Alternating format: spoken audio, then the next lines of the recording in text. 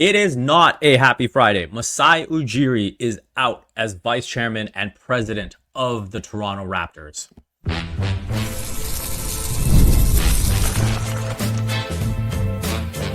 You are Locked On Raptors, your daily Toronto Raptors podcast, part of the Locked On Podcast Network. Your team every day. It's your favorite part of the day. Thanks for making Locked On Raptors your first listen every day. I'm Vivek Jacob. I've been covering the Toronto Raptors for 8 seasons across several outlets. You can follow Locked On Raptors on X, Instagram, and YouTube, and be sure to check out the Locked On Raptors Discord, where you can talk all things basketball, but especially the Raptors. Today's episode is brought to you by Game Time. Download the Game Time app, create an account, and use Locked On NBA for $20 off your first purchase. On this Friday, June the 27th, I am joined by one of your faves, someone who couldn't be more needed for the Raptors fan base in this hour. Make sure you're following her Substack Basketball Feelings. It is Katie Heindl. Thank you so much for joining me. Hey, man. Good to be here. We had a whole show planned out, I will say. Little look behind the curtain. And then, boom. And we had a bomb drop. We did. Masai Ujiri is no longer the vice chairman and president of the Toronto Raptors. Shams Charania tweeted it. We've since had a confirming statement from the Raptors and a statement to go along with it from MLSE president Keith Pelley. I think the entire timing of it is what's shocking to me. And this is just not a good move in terms of where the Raptors are headed, I feel. I think when you look at what Masai has done, he is the chief architect of the greatest era in Raptors franchise history. I get the last few years have not been good. I've been critical of some of the decisions made. Still, to me, this comes down to what is happening above him. The purse strings have tightened.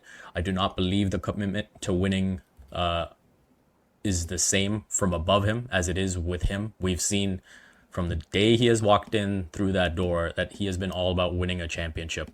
And I feel like with the way things have trended with ownership the last few years, it's not a good sign, this move. Yeah. And I think you can trace a lot of the deterioration of the team, as I'm sure a lot of people will be putting their own sort of timelines together with the departure of Larry Tannenbaum and then the ownership stake for Rogers Group growing to 75%. And there was already some friction there. Like Michael Grange has written extensively on that if you want to go back and find those stories, just about this like differing view, right, of what a president and GM essentially should do in that role and how much freedom they should have, right? And I think, Larry and Masai always had a pretty good, I think, symbiotic relationship. They understood one another. Masai was free to take really big swings. I will say some part of big swings is misses, right? And falling on your face. And then, of course, like taking ownership of that, but still having the freedom and trust to be able to make mistakes again. This is not a compulsion that is unique to Toronto sports, as much as I think we Toronto fans like to boohoo about it. Like, though this does feel like a particularly cursed Toronto thing to happen, this is something that happens league at large. And we've seen it almost accelerating in past seasons. A lot of impatience, a lot of a sense that like top-down fixes or bottom-up fixes are going to be what overhauls a team. It never really works, and to your point, Vivek, I think with this rebuild in place, and it's like, I guess we were saying last season that's the last sort of year of the rebuild, and that the team, in essence, though it still does feel incomplete, this is the team that the Raptors have going into next season, and everybody should kind of get behind it. And where there may have been moves this summer, there's still obviously maybe TBD, but the timing, because the team going into next season, if this is a team we have, cool, but it's not complete, is a very strange time to boot Masai. The timing is also pretty disrespectful, which I know we'll perhaps get into, like before a long weekend. Like just a couple weeks ahead of Summer League, which Masai is at pretty much religiously every season, alongside the team, and to talk with other front office folks. So is a bad look on that optic scale, like the professionalism. I think it is a bad look fundamentally because the foundation of the team is not set. and the statement that both you and I got from MLSE president, what's his name? Pelly? What's his first name? Keith. Yeah, it's a very CEO name. Giving a statement to us later today as well. Anyway, it's that the team is in great shape, and we're confident that we're where we are at in the rebuild going forward. It just seems to me like they were chafing too much with Masai and the way that he liked and wanted to do things, and sort of his belief and long-term trajectory for the team. And that they decided for like this moment to pull the plug feels a bit strange and a little bit obscure, to be honest, because nothing really felt that dire. To me, things felt dire almost a season ago, right? If we're going to make that gambit, like that's when the team fell apart, when you're checking Siakam, when you're getting rid of OG, like things felt quite bleak. So that to me would probably have been the more rational time to do this. So yeah, I mean, I'll just say I'm kind of as confused as everybody else, which is, I think, to point out like two things can be true. We all could have perhaps seen this coming, but it can still feel abrupt. Yeah, I think, just quickly to go back to the Keith Pelly statement, I think they've tried to save face a little bit by letting fans know that there is some level of continuity. Just to read out that section of the statement. We are confident that the Raptors organization, under the guidance of Bobby and his team, is in a great place. They have a plan in place for next season and beyond as the team continues its rebuild. And we have confidence in their ability to execute and ultimately to excel. We feel the team is in a strong, stable place, and we believe the addition of a new president will continue to move the Raptors forward towards our next NBA championship. So I think there's a couple of key things there in terms of, a potential extension for Bobby and keeping certain things in place. And then obviously the search for a president. I think there's been some speculation that, with the way MLSE has been doing things, with the changes we saw with the Toronto Maple Leafs, that maybe there won't be a president at all. And so this maybe shows that is a position that they will keep for the Toronto Raptors. And I think on the whole, just going back to looking at other teams, that's the frustrating side of it, right? And you look at the Maple Leafs, we know it's been decades upon decades of them not being able to break through. We know that the Blue Jays, barring some really fun memories in 2015 and 2016, have not accomplished anything in a very long time. And what does that indicate with the Raptors and, having that Rogers 75% stake? My gut instinct is that it's just not good. And I think that, for me, when I look at organizations in general, when I see bad decisions being made, when I see cost-cutting moves, when I see a lack of commitment to winning, it always starts at the very, very top. And the Raptors right now, and for the last few years, seem like an organization that is going to increasingly prioritize business decisions over on-court winning decisions. Yeah. I think there's this really dumb trope in sports where money is more freely spent when the team is, quote, winning. But to build a winning team, like, how do you think you get that? You got to spend the money to get that. You got to pay to play, essentially, right? It's more blatant, obviously, I think, in some other leagues. The NBA probably being one of them, like the no cap situation in baseball. Obviously, like there's some really terrible teams out there, but there's like, I think the expectation there is that things can take a little bit longer. I won't get into hockey because I won't pretend to have any understanding of how that works, other than like, again, this idea of experimentation with the Leafs. Like, you can't say that it worked. And to me, it just feels like being cheap, essentially. So I would hope that does not, like, we don't see the same thing going forward with the Raptors.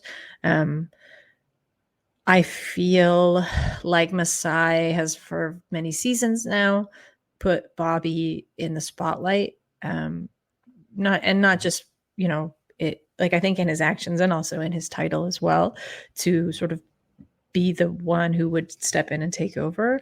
And I think even that eventuality is sort of like, it doesn't soften this blow. But again, like that's, I think one of the things where it's like, you could have seen this coming. Granted, they did say they're going to do a full search. You can believe it however you'd like to.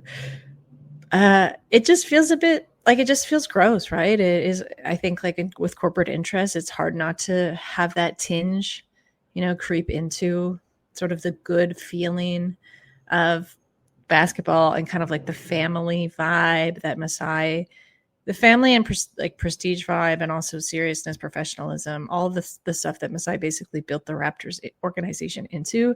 It can feel like this is a bit of an overreach, like a bit of a greedy, grimy kind of overreach, right? From above in that sense. And I think when you start to see those cracks in an organization, basically when your front office doesn't have the full autonomy to operate how they want to, and there's friction, is when things begin to fall apart. And this seems to be what happened here. From we the north to we the cold. It's a cold world. Well, coming up on the other side, we will get into the why now of it. When I found out Skims was making underwear for men, I was intrigued. There's been a lot of hype, and Sean Woodley won't stop talking about it when we're not recording, so I had to give it a try. Let me tell you, it lives up to the hype. I look for the right fit, comfort, and style, and Skims gives me all of that. Their men's line offers something for everyone, from boxer briefs to classic briefs, all designed with the perfect balance of comfort and style. I tried the Skims Stretch 5 boxer brief, and it is comfy. These are perfect for my active lifestyle. They move with me, never lose their shape, and stay in place all day. Whether I'm working out or just running errands, they're the most comfortable and reliable underwear I've ever owned. Plus, the lightweight material feels amazing, almost like you're wearing nothing at all. Shop Skims Men's at skims.com. Let them know we sent you. After you place your order, select podcast in the survey and select my show in the drop-down menu that follows.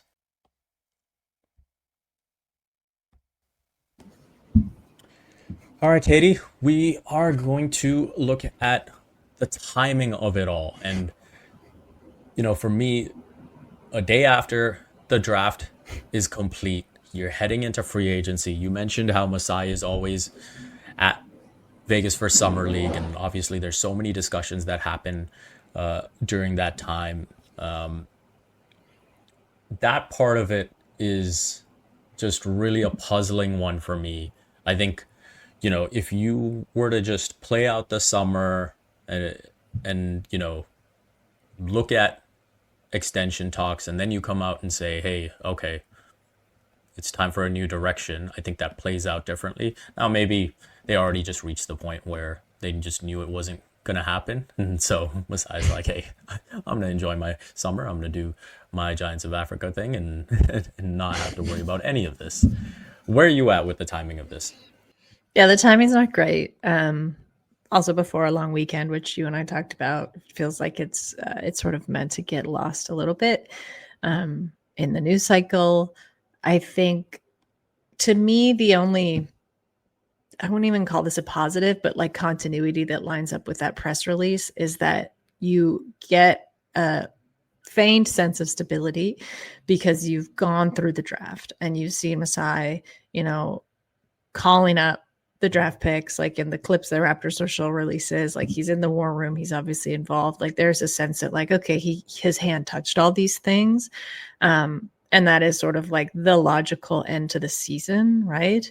So I get it from a corporate, this is like a very corporate PR move to me to be like, what could the timing be that feels good and like a clean kind of sending an end off? And it is very much that. Timing wise, though, as I said before, there were worse times in the trajectory of the franchise, I think, to do this. Like I think of something like the Brandon Ingram trade, like which was very much like a Masai. It felt to me a very Masai motivated move for the team to make. And a part of that is that you want that person around for the justification of that move. Like obviously, like, and I'm not trying to remove Bobby Webster's agency from any of these conversations because he's involved in all of them too. Maybe honestly to a more of a degree in terms of like the nitty gritty details than Masai at this point. However, Masai is still the figurehead, right? So there's a lot of big kind of swings, and maybe that the fan base feels a little bit questionable moves made, and now you don't have that person around to really account for them. So from a strictly like faith and ownership move, it feels bad. I think I've already talked enough about how gross a move it feels to me. But it also just feels arbitrary, which is, I think, again, like if you want to look at this as something that you may have seen coming, the arbitrariness of it doesn't feel great. This is a move that I think in best case scenario for Raptors fans, certainly myself, you would want Masai to make on his own. You would want him to be the initiator of a move like this. Ideally, when it's like best case scenario, the team plays another season, they look really good. Maybe they get into the playoffs, early exit, whatever, but the vision makes sense, you know, and then he can kind of step away and I think work more on his foundation, work more on things that have like a lot more meaning for him at this point. That's not going to happen. Like, obviously that didn't happen. Yeah. So I think striking the autonomy out of the decision also feels particularly bad to me. Yeah. So for those looking to understand kind of the timeline and how this is, you know, outside of like the specific now of this is how, in terms of how we got here, I think the first inkling was about 4 years ago when we saw that report of Edward Rogers fighting plans and when wanting to get Masai Ujiri out of the picture. And you know, I think ever since then we've wondered if there is, you know, an expiry date on Masai's tenure with the Raptors. And once we saw that 75% stake for Rogers, most people probably read the tea leaves and started to believe that, you know, it was the beginning of the end. And then you see someone who Masai has a great relationship with in Larry Tannenbaum start to slowly evacuate the premises and divest from MLSE and look to what now looks like a very green pasture in the Toronto tempo. I think this was trending this way. Obviously, more recently, you know, 2024, before the season begins, Masai speaks and he tries to almost, you know, I think play down any rifts with Edward Rogers, and the fact that he went out of his way to put that out there, I don't think was a great sign. And I think that the way things have trended, you know, you felt like this was possible. You felt that this was likely. And I just think it's the fact that it happened right now that is stunning. Yeah. I mean, and I would say Tannenbaum evacuated not just the team, but the league, right, for greener pastures, and moved into a position where he's not, you know, he's not beholden to anybody else, right, for his full stake and, you know, the decisions that get made with that team. So again, read between the lines, like that's very telling too. So again, if we're saying like this was not a matter of if, but when, which I want to be careful about, because I think it can be very easy to make these things reductive, right? Or sort of like make it more of a matter of timeism and take all the other components out of it. Anyway, if you want to do that, that's I think the way that you could see it. But yeah, I'm very curious to hear from Pelly today at the presser. I'm very curious to hear what kind of questions are asked of him.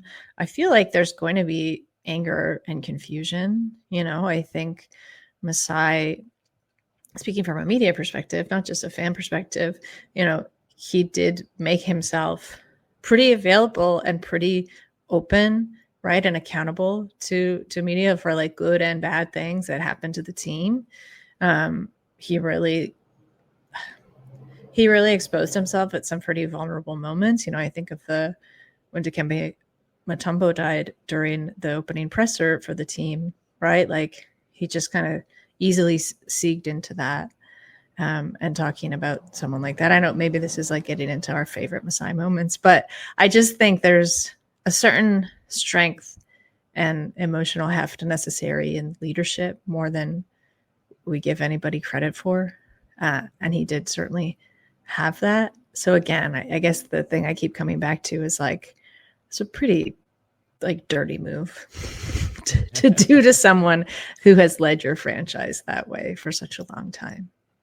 Yeah. And obviously we have the tremendous run from when he first stepped in, going all the way until the bubble, and that was just an unfortunate circumstance. I felt like, the Raptors still did well to lose in Game 7 of the conference semis in their title defense. I still think that plays out differently in a normal year with the way the Raptors were playing, and if they could have had home court advantage and all those sorts of things. And then I think the biggest difference, of course, was having to move to Tampa for an entire season and the way that affected plans. And I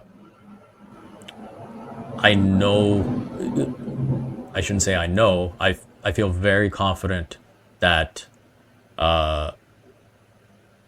one of Marc Gasol or Serge Ibaka would have been back if the team was still in Toronto. Yeah, that was completely a financial decision. You can say that. It's true. Yeah. And then again, that's just like trace where the money comes from. Exactly. And so I just think there were so many implications of that move. And, when Masai Ujiri came out and said, like, this is the type of move that can set a franchise back 5 years, like, I don't think that was something said in jest. I don't think that was something said to buy himself an excuse or time or any of that. I think it was just a devastating move, and that timing of it with where the Raptors were and still transitioning from that post-championship phase was extremely detrimental. And they tried to make the most of it by tanking in the back half of it and getting Scotty Barnes in. And then I think there are some fair criticisms to be made of, hey, they wanted to experiment, and I'm all in favor of saying, hey, we have a vision. This is what we want to try to do. This is where we see basketball going. And they did that with Vision 6-9. But at the end of the day, it was a failed experiment. And that's where now you also get into that transition phase and moving on from Pascal Siakam and OG Anunoby and Fred VanVleet and even a guy like Norman Powell. And I think there are valid criticisms to be made in the last few years, and the way the direction of the team has seemingly gone one way and then the other. But at the same time, I still go back to what's happening above him. Yeah. And I don't think you have the run that you had from 2014 to 2020, where everything was so clear, and then suddenly everything is up one day, down the next. Which way are you going? So many questions. Basically, Masai did not become a bad president overnight. Yeah, exactly. Just like you don't rise to prominence in those positions overnight either. You know what I mean? Like, it's usually predicated by the mistakes that you've made and the things that you've tried and didn't work, and then you adjust, and you move forward. So I think that's a very good point, just to say, like, this house didn't just come crumbling down on its own. There were some real foundational shifts. And finally, I think it's best that we, finish off on all the positives, the wonderful memories that, frankly, some fans never thought they'd have with this franchise.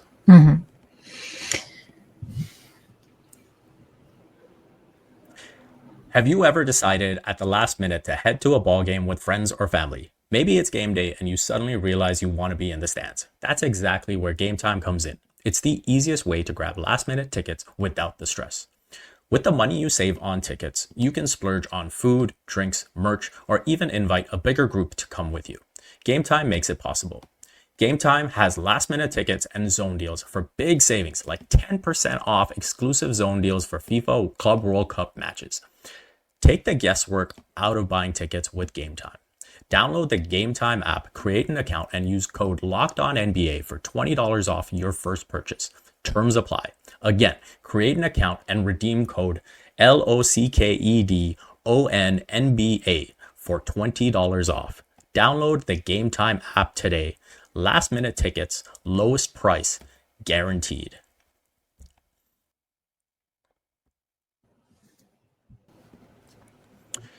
All right, Katie. Initially I was saying that we could maybe get into a bit of what's next. I think the Pelly statement addresses some of that, so maybe we don't need to debate that as much, unless there's something you would like to add.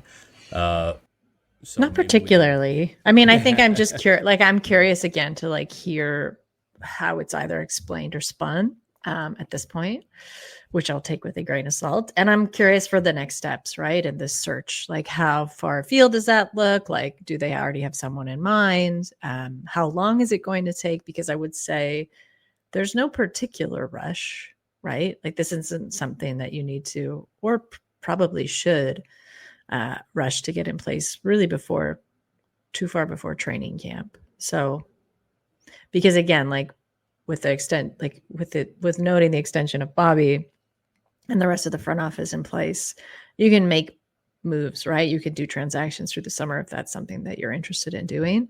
Yeah, I think I'm just like always like, the details that start to trickle out after the fact. Yeah. So I think just looking back at this team, the last 5 years, there's nothing really too significant since, kind of the bubble run.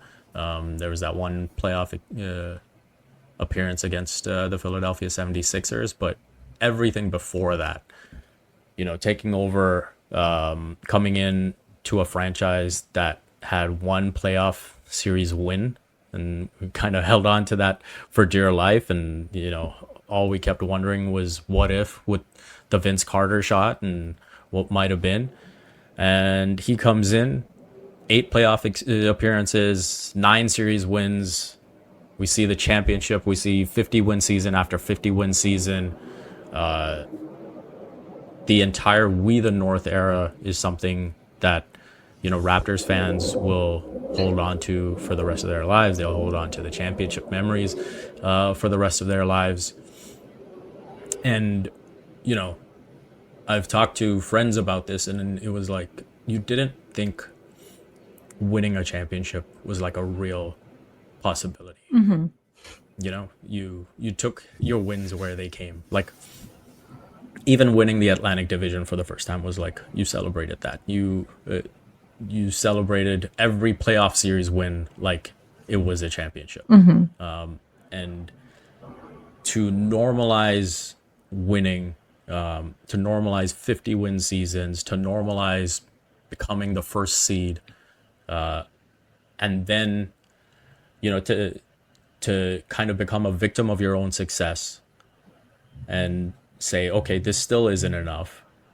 A conference finals appearance. Like, I remember celebrating that. Like, it felt like a championship. Mm-hmm. And just like going up against against LeBron James and the appreciation the fans showed in that game 6, right? Like, we talk about the way LeBron kind of just took notice and was like, look at this, look at these fans, right? Mm-hmm. Everyone, like, that moment was everything at that time.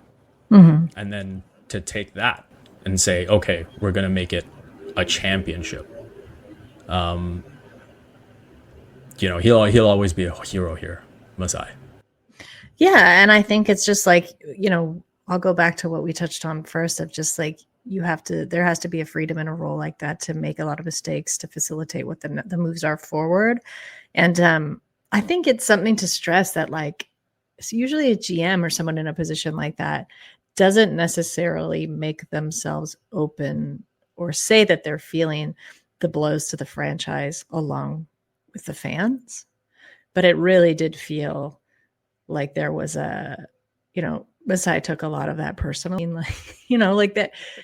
That's something, of course, I'm sure we're going to see going around a ton today. But I think the point is that he was someone who, as much as a lot of these moves happen behind closed doors and we don't know about them until they do, his decision-making process was really driven not just by winning, but I think the way that the team wanted to win and how they wanted to do it, and that there were all these incremental improvements and they could just kind of stack those season over season, which is, again, like a hard and long way of team building. But it showed a lot of freedom, a lot of patience, a lot of understanding of the team that he had in front of him versus just like, okay, we're going to drop these people and like get in these people and essentially have like a do-over every season.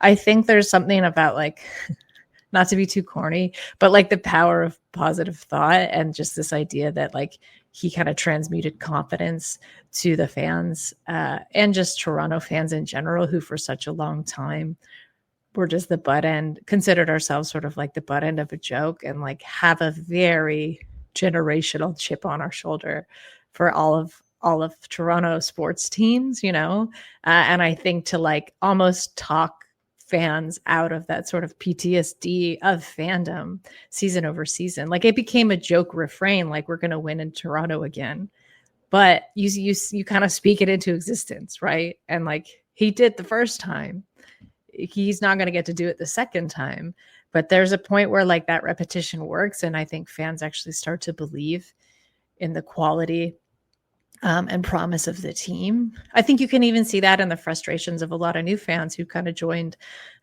post-championship and were surprised how bad a team, quote, bad a team could be, right? Because you hadn't really experienced any of like the losses before. And as frustrating as that can be to someone who's been around for like the whole rigmarole of it, it also does speak to the success, of Masai as the figurehead and as someone who just basically purports winning above all at all costs all the time. So like, yeah, in that sense, he was very successful. I don't know where that leaves fans now. This is like even worse, like psychic blow, right? Like, wait, I did believe in you, and now look what happens. Anyway, so take that how you will. But yeah, I think in terms of just like the favorite moments that I have of him as a franchise leader, I have a lot more that I can get into as just the person that he let everyone kind of like glimpse into. But as a franchise leader and a very competent one, those are the things that stand out. Yeah, that's really well said, Katie. To bring it all back, like, there's so many different moments that he's had, and the glow he came in with after the Raptors won the championship into that media room with the Larry O'Brien trophy and the way he spoke. I'll never forget that. Talking about wanting to make this franchise like the NBA version of a Liverpool or a Real Madrid. Obviously that got the soccer fan in me. And I think that's the vision that he had. And I don't think the people above him have that same vision. And at the end of the day, like, there's things that he wants to accomplish, and I'm sure he will find other places to accomplish them. And it all comes back to his quote, believe in the city, believe in yourselves, right? He's gone. He will continue to believe in himself. And I guess, as people who follow the team, fans, everyone, we've just got to believe in ourselves and hope that the next era can bring another title. Yeah. The last thing I do want to say is just that usually in a GM or president position, you also those people keep things fairly close to the chest, right? You don't really get to learn that much about them. This facade is so much of like the cutthroat business person making moves, heartless, willing to make the call. But like, as someone covering the team, I got to see a lot. Certainly, at pressers, I think everyone saw it, but then there's like camps that Masai runs for girls in the city, right? Like through Giants of Africa that I've been lucky enough to go and cover and kind of sit in. And Masai doesn't have to be at those things. Like they're run by, in some cases, his coaches, or Kia Nurse has been at a few of them. Like they're run by very competent people, but Masai would always make an appearance. And this would be, 2 p.m. on a Saturday out in Scarborough or just like somewhere in the city. And he would show up and kind of sneak in. And like the best part was when the kids didn't really care because they didn't really know who he was. And he would give them a pep talk, or, he would kind of lead them in an exercise. A lot of the things that he does at the Giants of Africa camps in the summer, when it's sort of like a call and return, is about building confidence. He would tell them. And like, these are girls, right? Like really young girls. And we know the statistics of how quickly girls get out of sports because they don't see themselves in those spaces, and he would speak to them of their confidence and how powerful they are. And like a lot of it, I think to someone who doesn't necessarily know the background would say like, this feels like a lot and overblown. But I think the thing with Masai is like, he knows when to be very heavy handed in his praise. I think in the way that he uses emotions and in the way that he leads. So again, I was at those things and like choked up because you see like his goofiness and his seriousness in like perfect symmetry, and why that's so important. And if you see those things in those forums, you also understand that those are the things he led with when he's around the team that he's built, right? Around professional athletes. It doesn't really change. So I think that's a rarity. So, and I just want to shout it out because, I don't know that I'll be around that again, whether it's Bobby or someone else. People have a lot of different personalities and a lot of different motivations, right? In terms of what keeps them in a very tough job like that. Yeah, I don't want to, add anything more to that. I think it's beautifully said. So I'm just going to leave it there. Fair. The Discord has already been going crazy, obviously, since they've seen the news. Yeah. If you're not part of the Locked On Raptors Discord, you need to get on there. The link is in the description. Katie, is there anything you want to let the people know about that you've got going on? I mean, you can read and follow Basketball Feelings. That would be great, but that's about it. Yeah. I'm as like keen as the rest of everybody to learn a little bit about what happened here.